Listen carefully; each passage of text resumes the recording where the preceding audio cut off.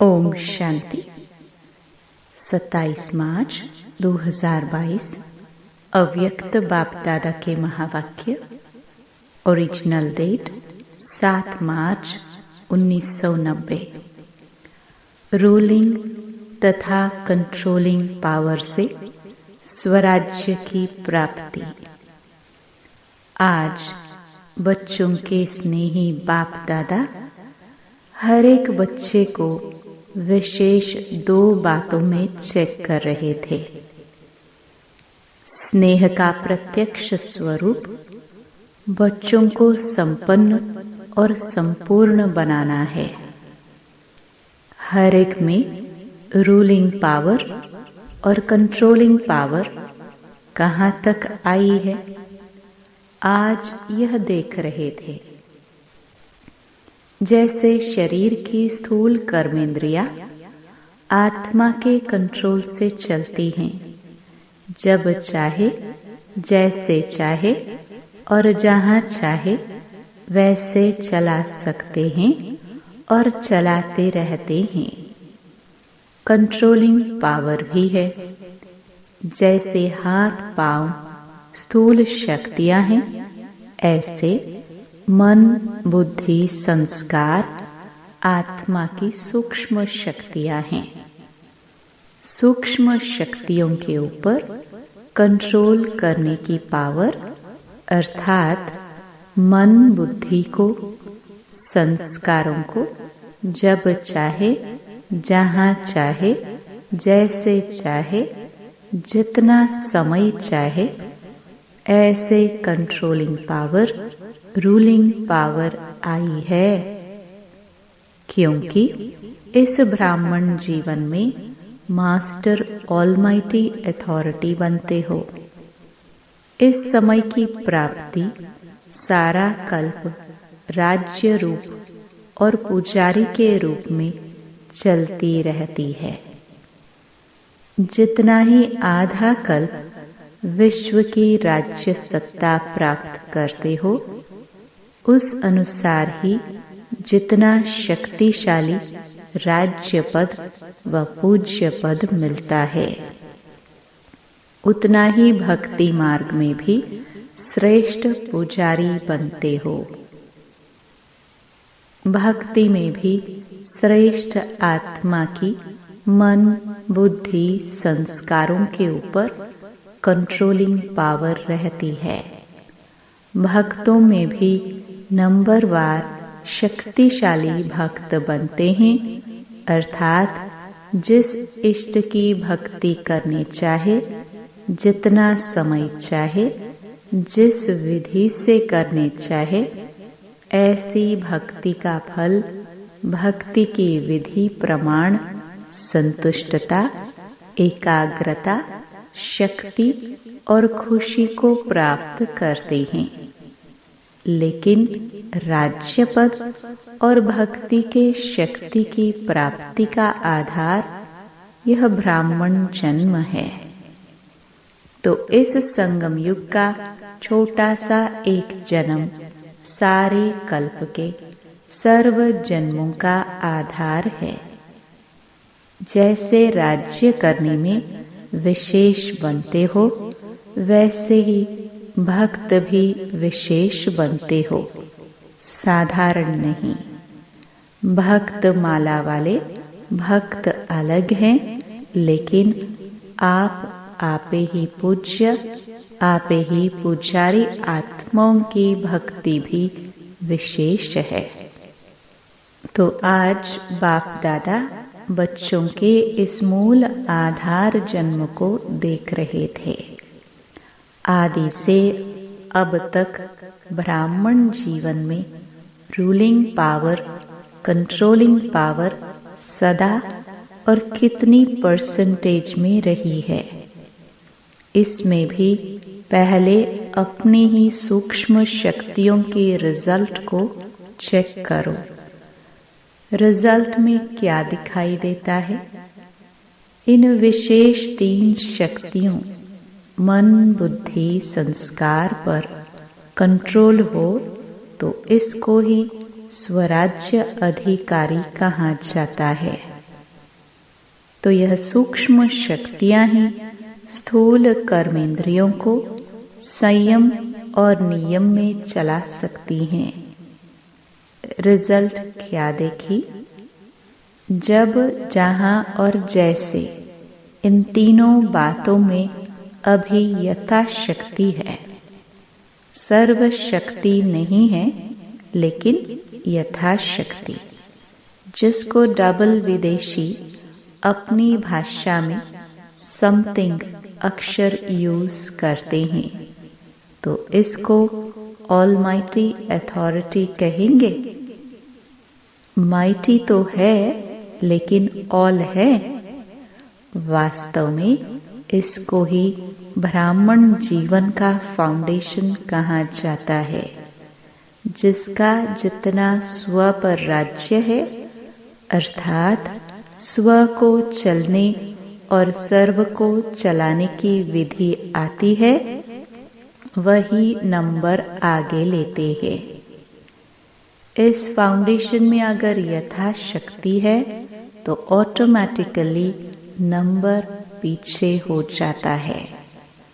जिसको स्वयं को चलाने और चलने आता है, वह दूसरों को भी सहज चला सकता है, अर्थात हैंडलिंग पावर आ जाती है।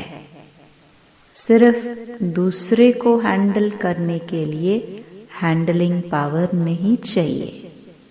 जो अपनी सूक्ष्म शक्तियों को हैंडल कर सकता है, वह दूसरों को भी हैंडल कर सकता है। तो स्व के ऊपर कंट्रोलिंग पावर, रूलिंग पावर सर्व के लिए यथार्थ हैंडलिंग पावर बन जाती है। चाहे अज्ञानी आत्माओं को सेवा द्वारा हैंडल करो, चाहे ब्राह्मण परिवार में स्नेह संपन्न, संतुष्टता संपन्न व्यवहार करो, दोनों में सफल हो जाएंगे। क्योंकि कई बच्चे ऐसे हैं जो बाप को जानना, बाप का बनना और बाप से प्रीत की रीति निभाना या बहुत सहज अनुभव करते हैं, लेकिन सभी ब्राह्मण आत्माओं से चलना, इसमें समथिंग कहते हैं। इसका कारण क्या? बाप से निभाना सहज क्यों लगता है? क्योंकि दिल का प्यार अटूट है। प्यार में निभाना सहज होता है। जिससे प्यार होता है, उसका कुछ शिक्षा का इशारा मिलना भी प्यारा लगता है। और सदैव दिल में अनुभव होता है कि जो कुछ कहा मेरे कल्याण के लिए कहा, क्योंकि उसके प्रति दिल की श्रेष्ठ भावना होती है। तो जैसे आपके दिल में उनके प्रति श्रेष्ठ भावना है, वैसे ही आपकी शुभ भावना का रिटर्न दूसरे द्वारा भी प्राप्त होता है। जैसे गुंबज में आवाज करते हो तो वही आवाज लौटकर आपके पास आती है।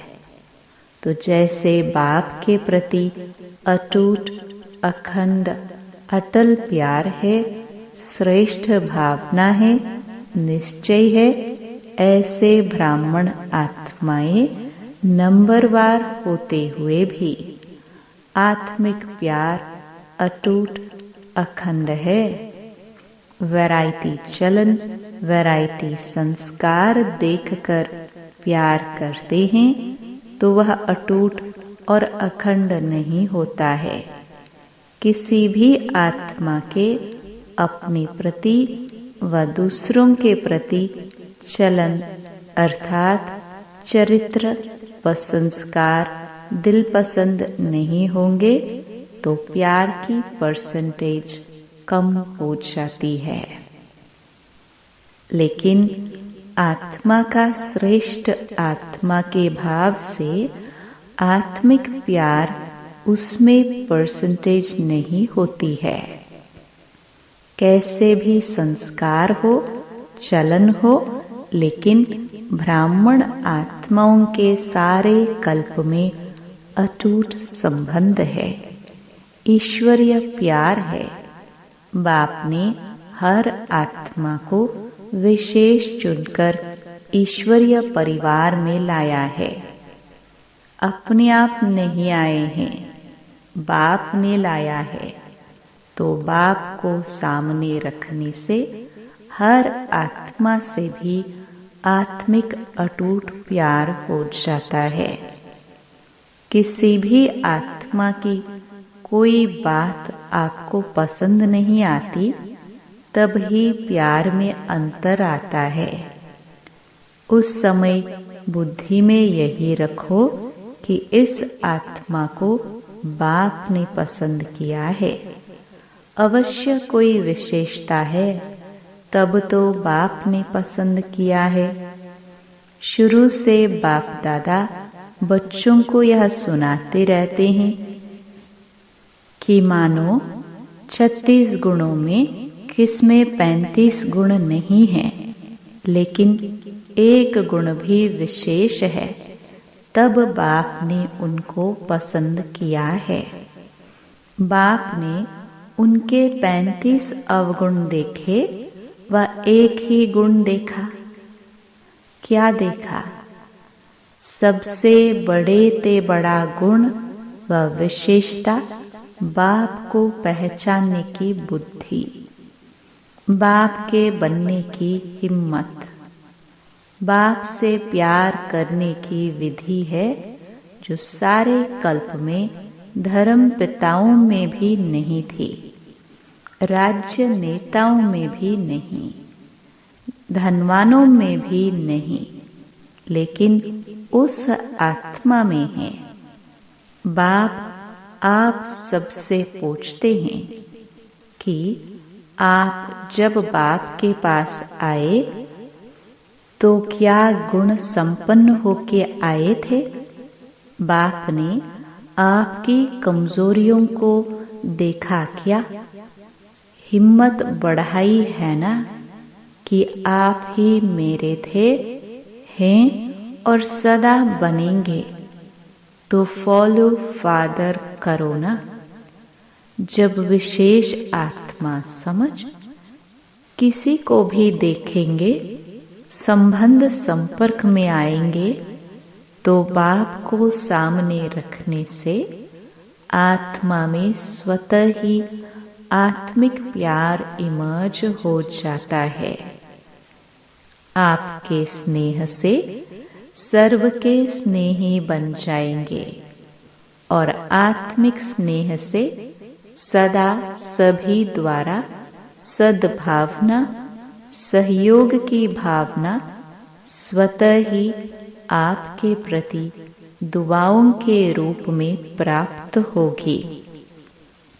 इसको कहते हैं रूहानी यथार्थ श्रेष्ठ हैंडलिंग।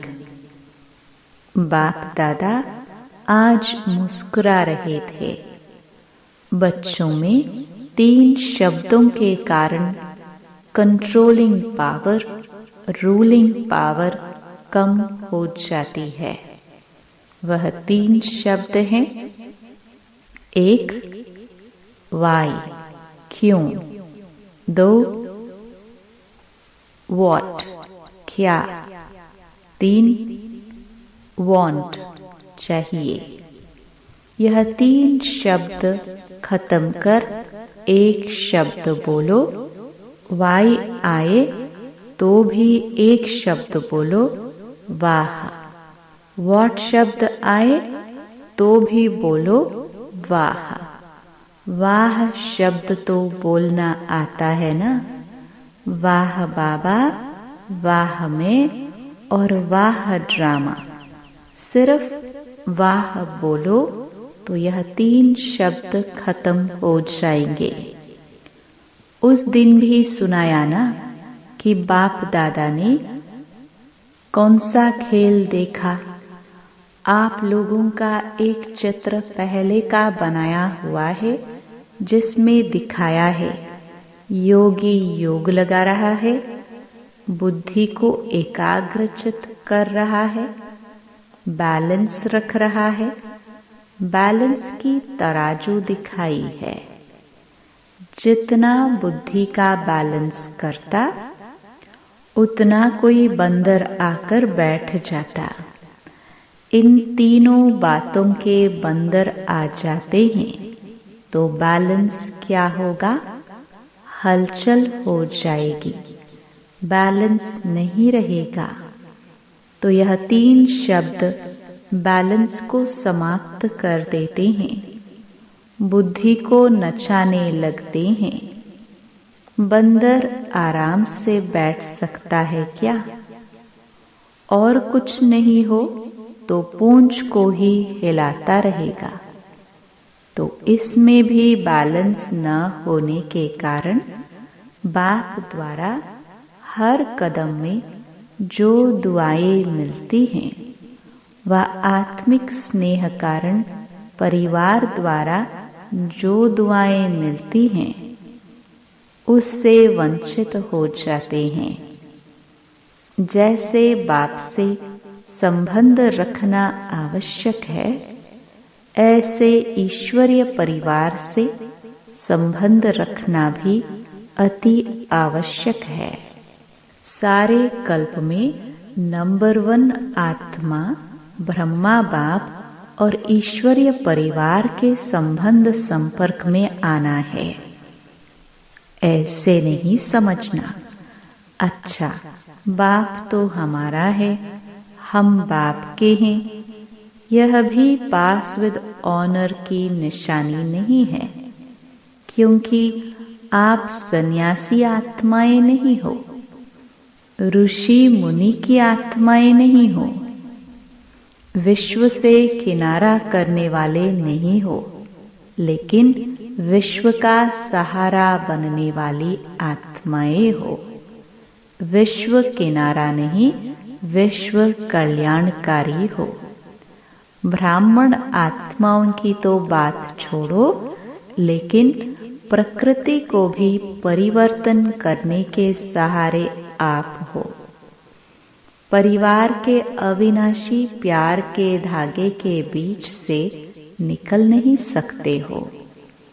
विजयी रत्न प्यार के धागे के बीच से निकल नहीं सकते, इसलिए कभी भी किसी भी बात में, किसी स्थान में, किसी सेवा से, किसी साथी से किनारा करके अपनी अवस्था को अच्छा बना के दिखाऊं, यह संकल्प नहीं करना।